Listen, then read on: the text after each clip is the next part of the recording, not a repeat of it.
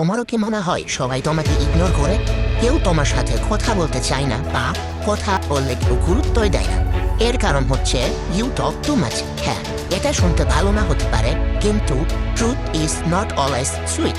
আর আজকের ভিডিওটি কোনো উইক মাইন্ডের মানুষের জন্য নয়। তাই যদি তুমি উইক মাইন্ডের মানুষ হও তবে এখনই এই ভিডিওটি স্কিপ করো।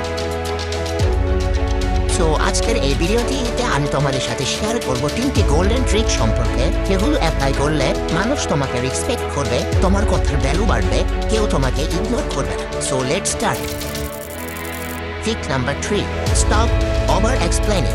ধরো তোমাকে একটা সিম্পল প্রশ্ন করা হলো আর সাথে সাথে তুমি তাহার সমান এক্সপ্লেনেশন দিয়ে দিলে। আর প্রবলেমটা এখানে। এর ফলে কি হয় জানো? তোমার আনসারের ভ্যালু কমে যায় বা তোমার নিজেরও ভ্যালু কমে যায়।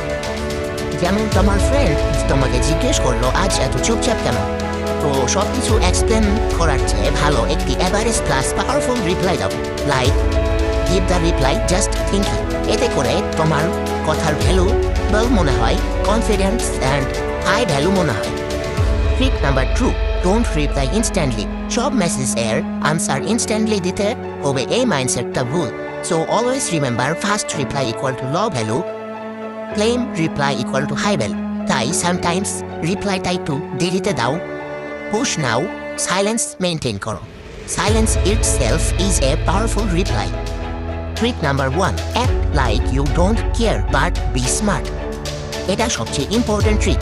তুমি সব রিয়েক্ট করবে না, সব কথার ইমোশনাল হবে না, সব অপিনিয়ন প্রুভ করতে যাবে না, এবং রিপ্লাই দিবে শর্টলি এবং ক্লিয়ারলি। তাই এই ভিডিওটি দেখো। এখানে রিপ্লাই দেওয়া হয়েছে shortly, Cleverly and with aura. Final message, কথা বলো কম কিন্তু পাওয়ারফুল কথা বলো।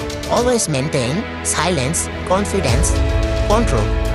এই তিনটি তোমাকে ডিফারেন্ট ভ্যালুয়েবল বানিয়ে তোলে। আর এই ভিডিওতে 100%-এর ভিতরে মাত্র 5%ই সাবস্ক্রাইব করবে, যারা তাদের লাইফে কিছু শিখতে পারবে। So choice is your.